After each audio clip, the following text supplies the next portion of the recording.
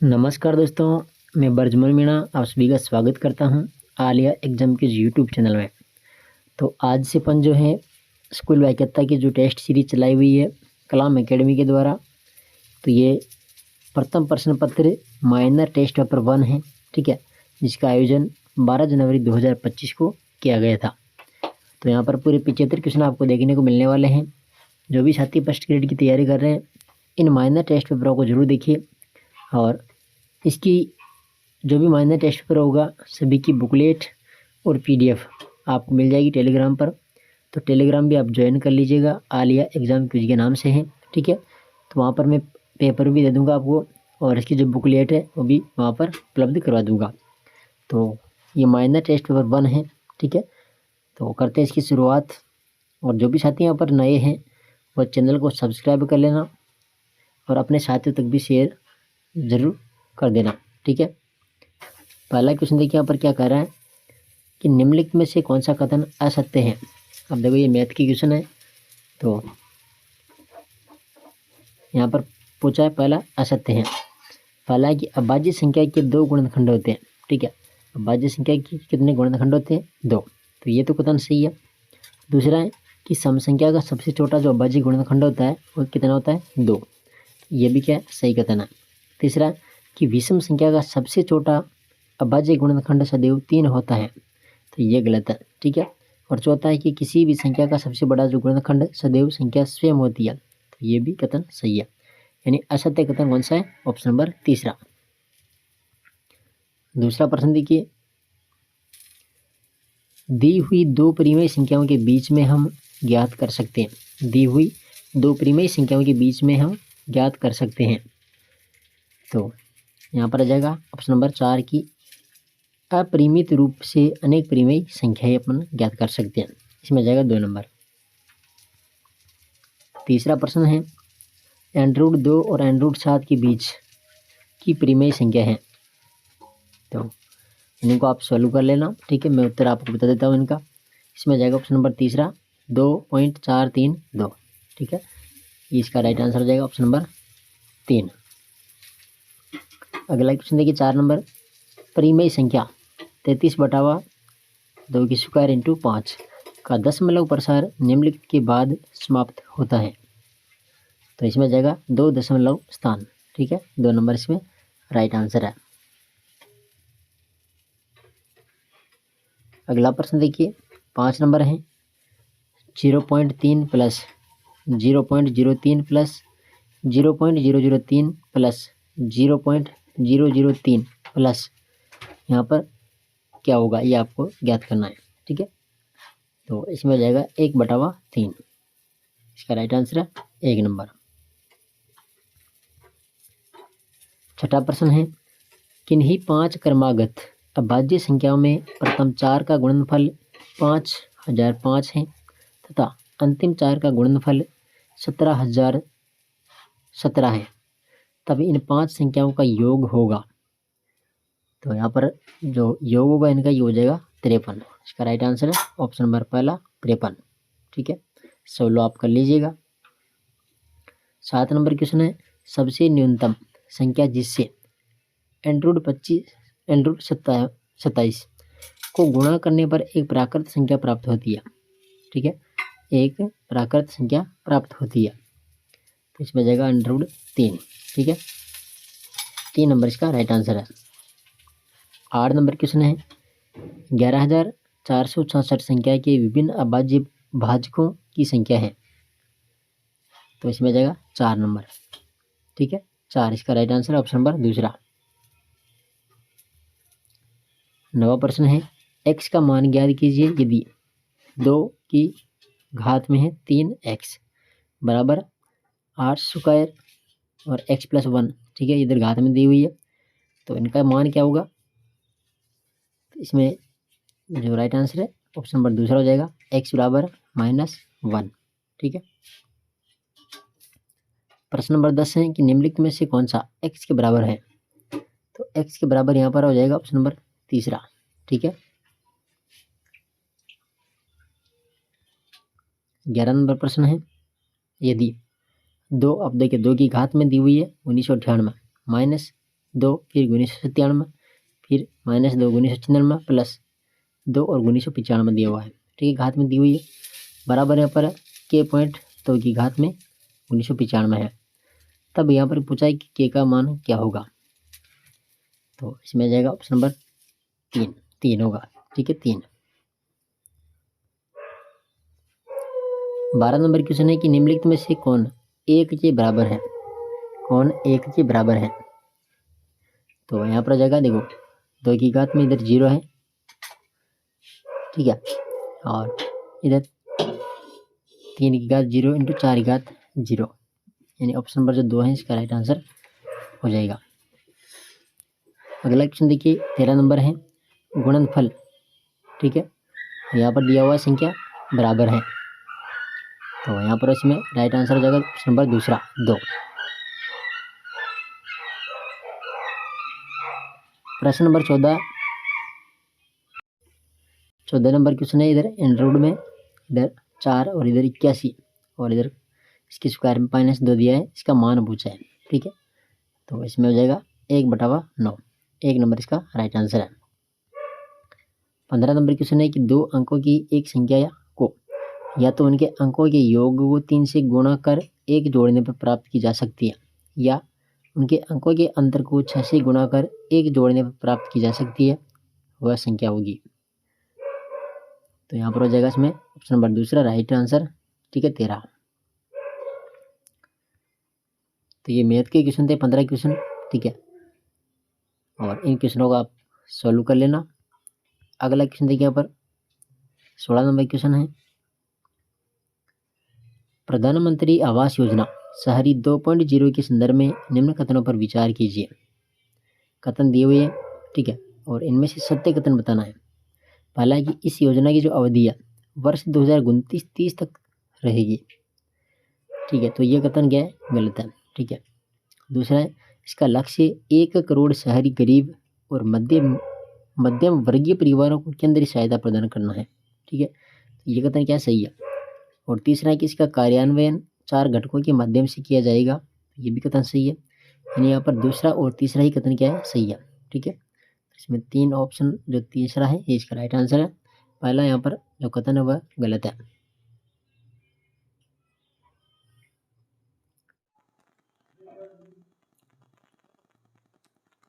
अगला क्वेश्चन है question number 17।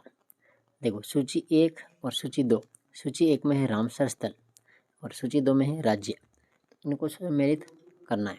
ठीक है, पहला जो रामसर स्थल है जिसका नाम है नंजरायण पक्षी अभ्यारण्य, नंजरायण पक्षी अभ्यारण्य, तो ये जो कौन से राज्य में है, तो ये रामसर स्थल है तमिलनाडु में। ठीक है, दूसरा है तवा जलाशय, तवा जलाशय है मध्य प्रदेश में। और कासवेली जो पक्षी अभ्यारण्य है ये हो जाएगा आंध्र प्रदेश में। तो इस प्रकार से सम्मिलित हो जाएगा 2, 3 और फिर 2। ठीक है, 17 के अंदर कौन सा राइट आंसर है, ऑप्शन नंबर 4। अगला प्रश्न देखिए 18 नंबर है कि हाल ही में संयुक्त राष्ट्र यूएन में किसी भारत का स्थायी प्रतिनिधि नियुक्त किया गया है। हाल ही में संयुक्त राष्ट्र में किसी भारत का स्थायी प्रतिनिधि नियुक्त किया गया है, तो यहाँ पर आ जाएगा पर्वत नैनी हरीश को। 3 नंबर इसमें करेक्ट है। 19 नंबर प्रश्न है पहले राष्ट्रीय विज्ञान पुरस्कार 2024 के अंतर्गत विज्ञान रत्न पुरस्कार किसे प्रदान किया गया, तो ये किया गया था गोविंद राजन पद्मनाथन को। ठीक है, 2 नंबर इसमें राइट आंसर हो जाएगा। आगे देखिए 20 नंबर क्वेश्चन है ओलंपिक 2024 में भाग लेने वाले भारतीय एथलीटों व उनके खेल के संबंध में निम्न युग्मों पर विचार कीजिए। और यहाँ पर पूछा है कि कौन सा युग्म सही सम्मिलित है। ठीक है, खिलाड़ी एक तरफ है, एक तरफ है इनका खेल। देखो पहला है Manu Bhaker 10 metre air pistol. ठीक है, मनु भाकर का संबंध है 10 मीटर एयर पिस्टल से, तो ये कथन क्या है, बिल्कुल सही है। ठीक है, दूसरा है स्वप्निल कुशाले 50 मीटर पिस्टल और 3 पोजीशन, तो ये क्या है, गलत है।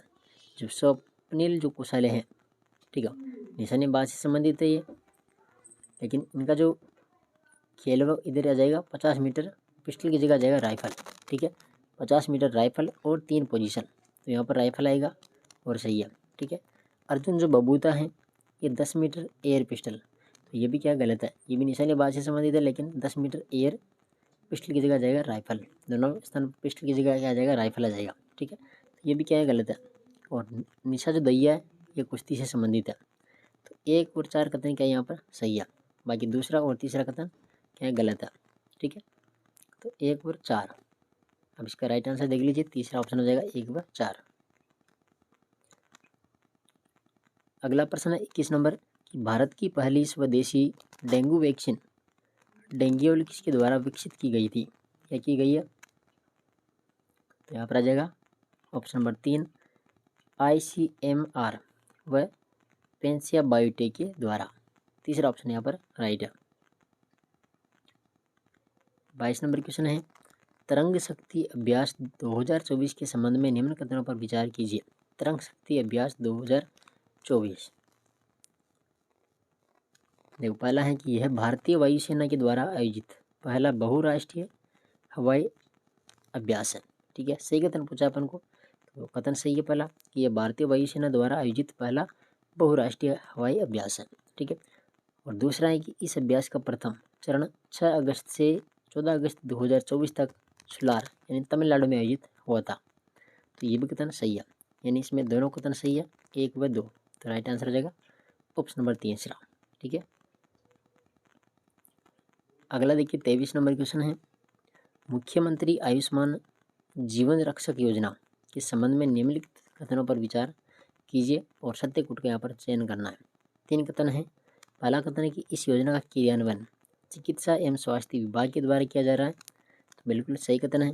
दूसरा है इस योजना का जो बजट है समर्पित सड़क सुरक्षा कोष से वहन किया जाता है।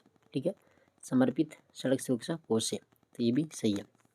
तीसरा है इस योजना के तहत गंभीर व्यक्ति घायल को अस्पताल पहुंचाने वाले भले व्यक्ति को 10,000 रुपये की राशि प्रदान की जाएगी, तो ये भी कथन सही है, यानी 23 में भी जो तीनों कथन है वो तीनों के तीनों कथन क्या सही है। ठीक है, तो राइट आंसर ऑप्शन नंबर इधर 4 हो जाएगा, 1 2 3। अगला नेक्स्ट क्वेश्चन देखिए, देखो क्वेश्चन नंबर 24, राजस्थान में टाइप 1 डायबिटीज से बचाव के लिए किनके द्वारा संयुक्त रूप से मिशन मधुहारी कार्यक्रम चलाया जा रहा है, तो 24 में जाएगा यहाँ पर ऑप्शन नंबर दूसरा चिकित्सा एवं स्वास्थ्य विभाग NHM व क्लिंटन फाउंडेशन द्वारा, तो 2 नंबर इसमें राइट आंसर है। अगला क्वेश्चन नंबर 25 देखिए कि महिला एवं बाल विकास मंत्रालय द्वारा क्रियान्वित की जाने वाली योजनाओं को निम्न में से कौन सी 3 भागों में बांटा गया है, तो यहाँ पर देखो पहला आ जाएगा इसमें एक तो सक्षम आंगनबाड़ी और पोषण 2.0। ठीक है, यहाँ पर सही कोड, तो एक तो जाएगा इसमें 1 नंबर, उसके बाद आएगा इसमें मिशन शक्ति। ठीक है, 3 नंबर, और उसके बाद आ जाएगा मिशन वात्सल्य, तो 1 3 5 इसमें आ जाएगा। ठीक है, मिशन संबल भी नहीं आएगा, और समर्थ आंगनबाड़ी और पोषण 2.0 ये भी इसमें नहीं है। इसका राइट आंसर है 1 3 5, यानी राइट आंसर कौन सा हो जाएगा, ऑप्शन नंबर तीसरा 1 3 5। अगला क्वेश्चन देखिए 26 नंबर के निम्न में से किस नाम से रावचंद्र सेन को नहीं जाना जाता है, किस नाम से रावचंद्र सेन को नहीं जाना जाता है, तो विस्तृत नायक गुलाब विश्रा इसको जानते हैं, प्रताप अग्रगामी भी कहा गया, राठौड़ का यूलिशियस, तो इस नाम से इसको जाना नहीं गया था, इसको रावचंद्र सेन को। ठीक है, बाकी 3 सही है। 27 नंबर क्वेश्चन है पुरातात्विक अवशेष व संबंधित सभ्यता स्थल में सही सुमेलित है, अब सही सुमेलित पूछा है, देखो धूप में पकाई ईंटें कहाँ से मिली है, आहार सभ्यता से। दूसरा छल्लेदार बर्तन ये गणेश्वर सभ्यता से प्राप्त हैं, और बौद्ध मठों के जो साक्ष्य हैं वो बेराट सभ्यता से प्राप्त हुए हैं, यानी 1 2 3 इसका राइट आंसर है, बिल्कुल सभी सत्य कथन है। ठीक है, 27 में। 28 नंबर क्वेश्चन देखिए खानवा के युद्ध में किन निम्नलिखित राजपूत मुस्लिम योद्धाओं ने बाबर के विरुद्ध महाराणा सांगा के पक्ष में भाग लिया था, तो क्या गया यहाँ पर, देखो मोहम्मद खिलजी आ जाएगा, राव उदय सिंह भी आ जाएगा इसमें, हसन का मेवाती भी आ जाएगा और गोकुलदास परमार भी आ जाएगा। इन सभी ने भाग लिया था यहाँ पर, ठीक है। तो 28 में सभी के सभी राइट है, 3 नंबर इसका राइट आंसर हो जाएगा। इसके बाद देखिए क्वेश्चन नंबर 29 है, राय सिंह को किस मुगल शासक ने शमशाबाद व नूरपुर की जागीर प्रदान किया? तो यहाँ पर आ जाएगा अकबर, ठीक है, अकबर। क्वेश्चन नंबर 30 है कि महाराणा प्रताप के विरुद्ध अकबर ने अंतिम अभियान किसके नेतृत्व में भेजा था? महाराणा प्रताप के विरुद्ध अकबर ने जो अंतिम अभियान है वो किसके नेतृत्व में भेजा था? तो अंतिम भेजा था जगन्नाथ कछवाहा को, ठीक है, 1 नंबर। 31 नंबर क्वेश्चन है, राणा सांगा के द्वारा लड़ी गई निम्न लड़ाइयों का सही कालक्रम होगा? देखो, बयाना की लड़ाई है, खातौली की लड़ाई है और घाघरों की लड़ाई है। तो सबसे पहले आ जाएगा खातौली की लड़ाई। कब लड़ी थी? तो 1517 में, ठीक है, 1517 में राणा सांगा और एक तरफ था इब्राहिम लोदी, और सांगा की यहाँ पर विजय हुई थी। उसके बाद में लड़ाई कौन सी लड़ी थी? तो यहाँ पर आ जाएगी 1519 में, 1519, ठीक है, घाघरों की लड़ाई लड़ी थी। और यहाँ पर एक था महमूद खिलजी और एक तरफ था सांगा, और यहाँ पर भी सांगा की विजय हुई थी। तीसरी लड़ाई थी बयाना की लड़ाई, तो ये लड़ी थी 1527 में बाबर और राणा सांगा के बीच में, और यहाँ पर भी सांगा विजय हुआ था। यानी इन तीनों लड़ाई में सांगा की ही विजय हुई थी, ठीक है। तो अब क्रम देख लीजिएगा आप, 1 नंबर में आ जाएगा खातौली, यानी 2 नंबर पहले, फिर 3 नंबर और फिर 1 नंबर। दूसरा ऑप्शन यहाँ पर राइट है, ठीक है। अगला देखिए 32 नंबर क्वेश्चन कि बीकानेर के शासक राय सिंह के संबंध में निम्न कथनों पर विचार कीजिए। बीकानेर के शासक कौन थे? राय सिंह। तो इनके संबंध में यहाँ पर कथन दिए गए हैं, जिनमें से सत्य कथन बताना है, ठीक है। तो पहला है कि राय सिंह 1570 ईस्वी के अकबर के नागौर दरबार के समय मुगल सेना में शामिल हुए थे। तो ये कथन क्या है? बिल्कुल सही है, ठीक है। दूसरा, अकबर ने 1572 ईस्वी में जोधपुर का प्रशासक नियुक्त किया गया, ये भी सही है।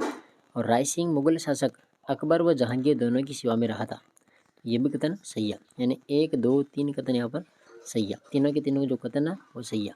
इसका राइट आंसर है 4 नंबर।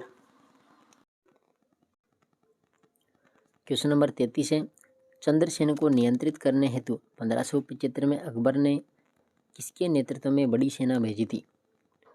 तो यहाँ पर आ जाएगा जलाल खां, ठीक है, 2 नंबर। 33 में 2 number.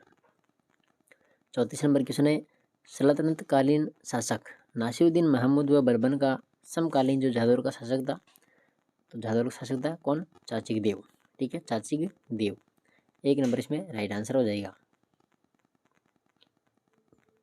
Question number 35, Alauddin Khilji ने चित्तौड़ पर अधिकार कर उसका नाम खिजराबाद रखा, उक्त संदर्भ में खिजराबाद नाम का उल्लेख कहाँ से प्राप्त होता है? तो यहाँ पर आ जाएगा फिर ऑप्शन नंबर 3, दाईबी पीर दरगाह लेख, ठीक है, 35 में 3 नंबर।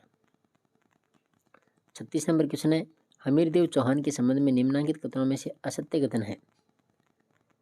देखो, पहला है कि इसने 1291 ईस्वी में जलालुद्दीन खिलजी के आक्रमण को विफल किया था, ठीक है, तो पहला तो सही है। दूसरा, इसने अलाउद्दीन खिलजी के मंगोल विद्रोहियों को शरण दी थी, तो ये भी सही है। तीसरा, कि हमीर की पत्नी रंग देवी के नेतृत्व में राजस्थान का पहला जौहर हुआ था यहाँ पर, तो ये भी सही है। और हमीर के विरुद्ध खिलजी सेना का नेतृत्व किहबरू ने किया था, तो ये बिल्कुल जो गलत कथन है, कौन सा? 4 नंबर, ठीक है। 36 में 4 नंबर जो है ये क्या है? गलत है। देखो, खिलजी सेना का जो नेतृत्व कर रहे थे वह कौन थे? उलुग खान थे, नुसरत खान थे और अल्लाफ खान थे, तो ये 4 नंबर यहाँ पर गलत कथन है। अगला देखिए 37 नंबर क्वेश्चन कि निम्न में से किन अवशेषों का संबंध बेराट सभ्यता से नहीं है? बेराट सभ्यता से नहीं है। और इधर पूछा है सही कोट का चयन कीजिए, तो यहाँ पर एक तो स्वर्ण मंजूषा, ठीक है, और एक आ जाएगा तांबे की हरिणी प्रतिमा, इसमें आ जाएगा 1 व 3, ठीक है, 3 नंबर इसका राइट आंसर है, 1 व 3। अगला क्वेश्चन देखिए 38 नंबर है, गणेश्वर सभ्यता को निम्न में से किस नाम से नहीं जाना जाता है? कौन सी सभ्यता? गणेश्वर सभ्यता। तो भारतीय ताम्रयुगीन सभ्यताओं की जननी कौन सभ्यता को कहते हैं? गणेश्वर सभ्यता को। ताम्र संचय संस्कृति भी कहते हैं इसको, ठीक है। और धूलकोट इसका नाम नहीं था, ठीक है। और पुरातत्व का पुष्कर, ये भी गणेश्वर सभ्यता को कहते हैं। धूलकोट कहा गया था आहड़ को। तो 3 नंबर यहाँ पर क्या है? गलत है। अगला प्रश्न देखिए 39 नंबर, किस ग्रंथ में चौहान शासक गोविंद तृतीय को वेरीगट्ट कहा गया है? वेरीगट्ट, तो ये उपाधि थी पृथ्वीराज विजय को। 40 नंबर प्रश्न है, विग्रहराज चतुर्थ के संबंध में निम्न कथनों पर विचार कर सत्यकूट का चयन कीजिए। देखो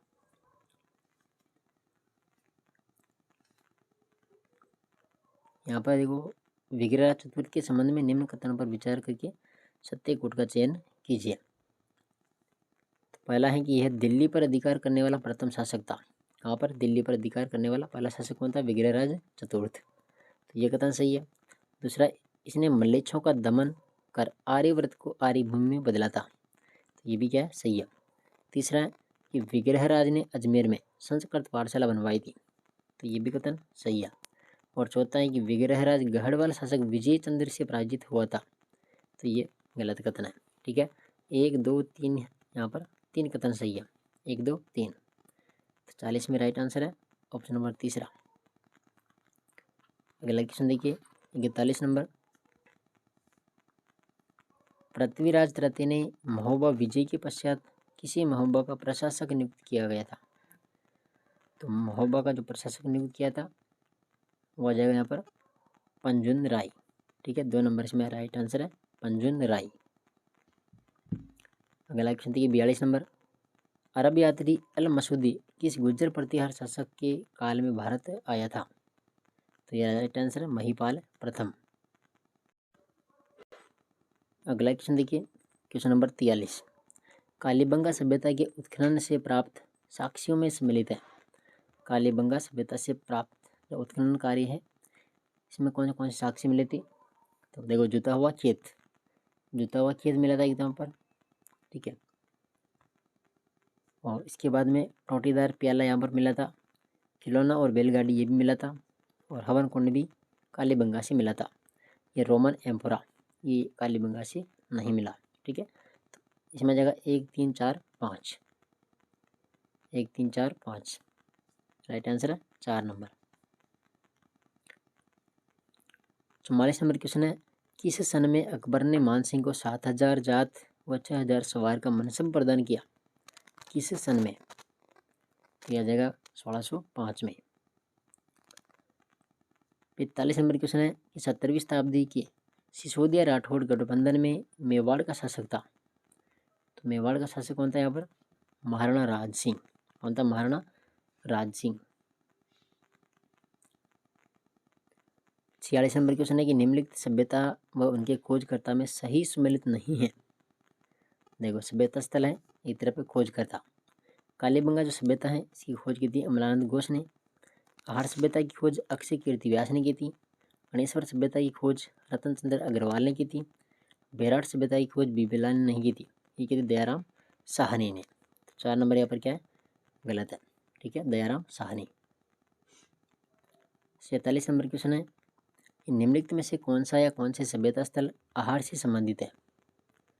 आहड़ से तो बालाथल आ जाएगा, पच्छमाता आ जाएगा और ओजियाना, ठीक है। ये तीनों सभ्यता स्थल जो आहड़ से संबंधित है। भीम डोंगरी जो है ये जाएगा बेराट से, ठीक है।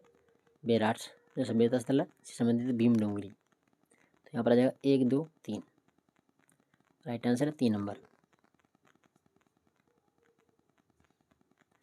48 नंबर क्वेश्चन है, मानसिंह कछवाहा के संबंध में अधोलिखित कथनों पर विचार कीजिए और सत्य कथन यहाँ पर बताना है। इसके बारे में पूछा मानसिंह कछवाहा। पहला कि अकबर ने 1580 में मानसिंह को सिंध प्रदेश का स्वतंत्र अधिकारी नियुक्त किया है या नियुक्त किया था, ठीक है। तो पहला कथन यहाँ पर सही है। दूसरा है कि बंगाल की सूबेदारी के दौरान मान सिंह ने अफगान विद्रोहियों ईसा खान व सुलेमान का दमन किया, तो ये भी सही है। तीसरा, मुगल उत्तराधिकार संघर्ष में मान सिंह ने सलीम का सहयोग किया था, तो ये बिल्कुल गलत है। ठीक है, 48 में 1 व 2 ही सही है, 1 व 2। क्वेश्चन नंबर 49 है, आचार्य जिनसेन सूरी कृत हरिवंश पुराण में वत्सराज को कहाँ का शासक बताया था, तो यहाँ पर आ जाएगा अवंतिका। ठीक है, वत्सराज को अवंतिका शासक बताया गया था।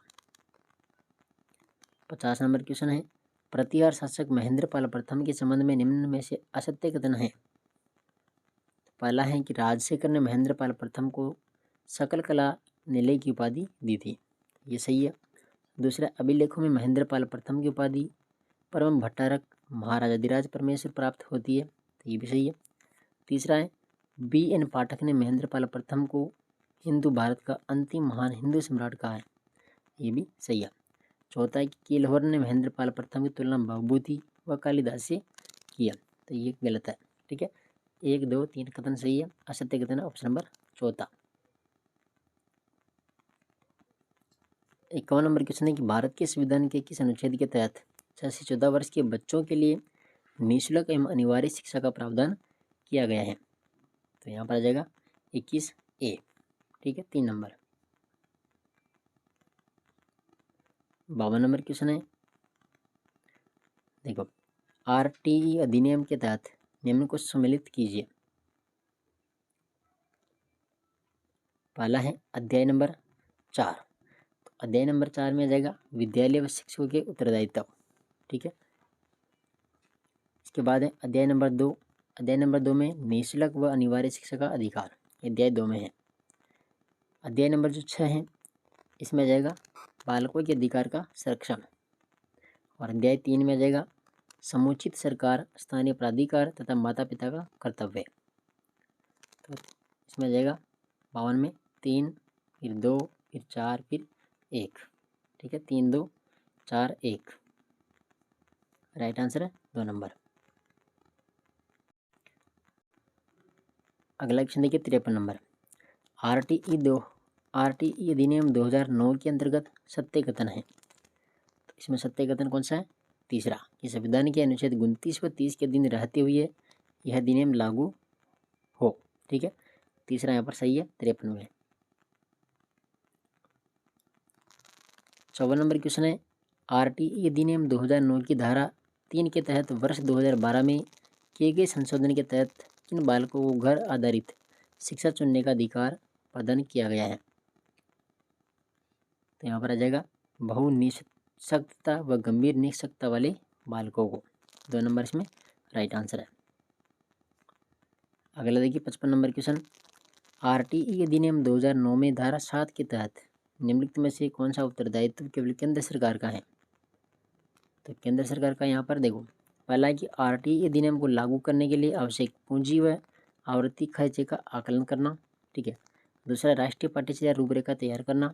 और तीसरा है शिक्षकों के प्रशिक्षण हेतु मानकों का विकास करना, तो यहाँ पर आ जाएगा उपयुक्त सभी। ठीक है, ये सभी के सभी जो कथन है, ये इनका उत्तरदायित्व केवल केंद्र सरकार का है। ठीक है, क्वेश्चन नंबर 56, RTE अधिनियम 2009 की धारा 9 के तहत स्थानीय प्राधिकारी के कर्तव्य के संदर्भ में सही कथनों को पहचानिए। तो यहाँ पर पहला है कि प्रवासी परिवारों के बच्चों का विद्यालय में प्रवेश सुनिश्चित करना। और दूसरा है शैक्षिक कैलेंडर तैयार करना, तो ये भी आ जाएगा, ये भी आ जाएगा। तीसरा कि अपने अधिकार क्षेत्र के भीतर 18 वर्ष तक की आयु के समस्त बालकों का रिकॉर्ड रखना, तो ये गलत है, यहाँ पर ये नहीं आएगा। ठीक है, इसमें आ जाएगा A और B। 56 में A व B ही सही है। ठीक है, 1 नंबर।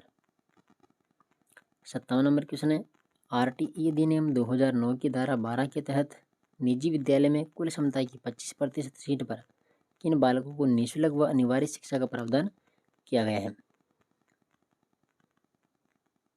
तो यहाँ पर आ जाएगा एक तो असुविधाग्रस्त समूह है। ठीक है, और एक आ जाएगा इसमें दुर्बल वर्ग के बालक, A व D इसका राइट आंसर है 2 नंबर। 58 नंबर क्वेश्चन, आरटीई अधिनियम 2009 संशोधन 2019 की धारा 16 के तहत प्रत्येक शैक्षणिक वर्ष में किन कक्षाओं की नियमित परीक्षा ली जाएगी? तो यहाँ पर आ जाएगा कक्षा 5 व 8।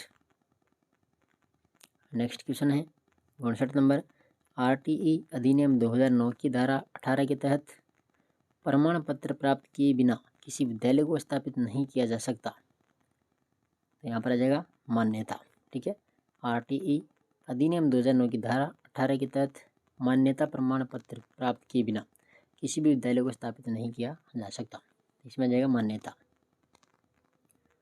और 60 नंबर क्वेश्चन है कि आरटीई अधिनियम 2009 की धारा 23 के दिन केंद्र सरकार के द्वारा घोषित शैक्षणिक प्राधिकारी हैं।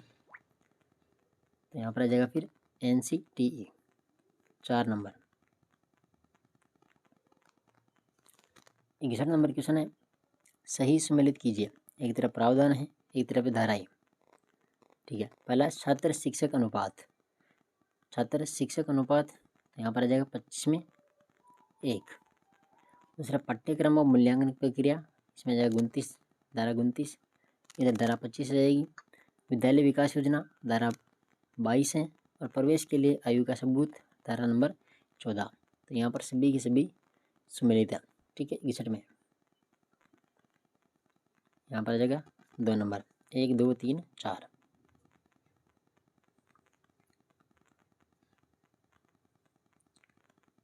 क्वेश्चन नंबर 62 है, आरटीई अधिनियम 2009 की धारा 29 के अनुसार पाठ्यक्रम के संबंध में उल्लेखित दिशा निर्देश नहीं है। देखो, पहला है कि बालक में ज्ञान, अंतःशक्ति व योग्यता का निर्माण हो। दूसरा है खोज, प्रकटीकरण व गतिविधि आधारित शिक्षण हो। तीसरा है बालक को शारीरिक व मानसिक विकास का अधिकतम अवसर प्राप्त हो। और चौथा पाठ्यक्रम में स्थानीय तत्वों को शामिल करें। तो ये इसमें ये नहीं है। ठीक है, 4 नंबर। 63 नंबर क्वेश्चन है कि निःशुल्क व अनिवार्य बाल शिक्षा अधिकार अधिनियम 2009 के अनुसार बालकों के अधिकार का संरक्षण के अंतर्गत अधिकारों के सुरक्षा उपायों की जांच और समीक्षा एवं उनके प्रभावी क्रियान्वयन की अनुशंसा का कार्य किसका है? तो ये जो कार्य है यह राष्ट्रीय अथवा राज्य बाल संरक्षण आयोग का। ठीक है, 4 नंबर इसमें राइट है। 64 नंबर क्वेश्चन, शिक्षा का अधिकार अधिनियम 2009 के मान व मानकों के अनुसार प्राथमिक स्तर यानी कक्षा 1 से 5 तक के 74 विद्यार्थियों के लिए शिक्षकों की संख्या होगी। तो यहाँ पर आ जाएगा 3। क्वेश्चन नंबर 65 है कि बालकों को निःशुल्क व अनिवार्य शिक्षा का अधिकार अधिनियम 2009 के तहत प्रथम कक्षा से 5वीं कक्षा के लिए एक शैक्षणिक वर्ष से न्यूनतम शिक्षण घंटे क्या है? यहाँ पर आ जाएगा 800। ठीक है, न्यूनतम 800 घंटे। Question number 66। अब देखिए, ये क्वेश्चन है हिंदी के। अयादी संधि का उदाहरण है। अयादी संधि का उदाहरण है तो पौ प्लस अक यानी पावक। ये पावक अयादी का है। ये सु प्लस आगत स्वागत जो ये ज्ञान संधि का है। ठीक है, ये सोगान, ये सहगान, ये आ जाएगा यहाँ पर कौन सी संधि? विसर्ग संधि आ जाएगी। ठीक है, तो यहाँ पर राइट आंसर है 1 नंबर। क्वेश्चन नंबर 67 है, गंगा प्लस उर्मी में कौन सी संधि है? गंगा प्लस उर्मी तो गंगोर्मी, और गंगोर्मी आ जाएगी गुण संधि। ठीक है, 68 नंबर क्वेश्चन है, मतैक्य शब्द का संधि विच्छेद होगा। तो क्या होगा इसमें? इसमें आ जाएगा मत प्लस ऐक्य। ठीक है, मत प्लस ऐक्य, मतैक्य। यहाँ पर वृद्धि हो रही है। अगला क्वेश्चन देखिए, क्वेश्चन नंबर 69, मनोज शब्द का सही संधि विच्छेद होगा। मनोज का तो क्या होगा? मन है प्लस ज, और इसमें संधि कौन सी है? विसर्ग संधि। 70 नंबर क्वेश्चन है, जगदम्बा शब्द में कौन सी संधि है? जगदम्बा तो जगत प्लस अम्बा यानी व्यंजन संधि इसमें राइट आंसर है। 71 नंबर क्वेश्चन है, रवि प्लस इंद्र की सही संधि है। रवि प्लस इंद्र तो राइट आंसर है रविंद्र। ठीक है, रवि प्लस इंद्र, रविंद्र, और यहाँ पर कौन संधि है? दीर्घ संधि। 72 नंबर क्वेश्चन है ऋग्वेद शब्द का सही संधि विच्छेद है। ऋग्वेद तो क्या होगा, ऋक प्लस वेद, ऋक प्लस वेद, और संधि है यहाँ पर व्यंजन संधि। 73 नंबर क्वेश्चन है मिष्टान शब्द में कौन सी संधि है। मिष्टान तो मिष्टान में जाएगी दीर्घ संधि, ठीक है। 74 नंबर क्वेश्चन है उद्धृत शब्द का, यहाँ पर उद्धृत का सही संधि विच्छेद होगा, तो इसमें जाएगा उत प्लस हृत, ठीक है, 3 नंबर। और लास्ट क्वेश्चन देखिए 75 नंबर, अतः प्लस एव शब्द का सही संधि विच्छेद है, तो क्या होगा, अतः एव, ठीक है, अतः एव का इसमें जाएगा 4 नंबर। तो ये 75 क्वेश्चन थे जो आरपीएससी फर्स्ट ग्रेड के, ठीक है, प्रथम प्रश्न पत्र में पूछे गए थे। और ये कलाम एकेडमी का जो माइनर टेस्ट पेपर 1 था जो 12 जनवरी 2025 को आयोजित करवाया गया था, ठीक है। तो ये पूरा पेपर आपको मिलेगा टेलीग्राम चैनल पर, और इसकी जो बुकलेट है वो भी मैं साथ में ही आपको यहाँ पर उपलब्ध करवा दूँगा। तो जो भी साथी नए हैं वो चैनल को सब्सक्राइब करें और टेलीग्राम से आप जुड़ जाइएगा। टेलीग्राम पर आपको PDF मिल जाएगी, ठीक है, बुकलेट की और यहाँ पर जो पेपर है इसकी। तो धन्यवाद।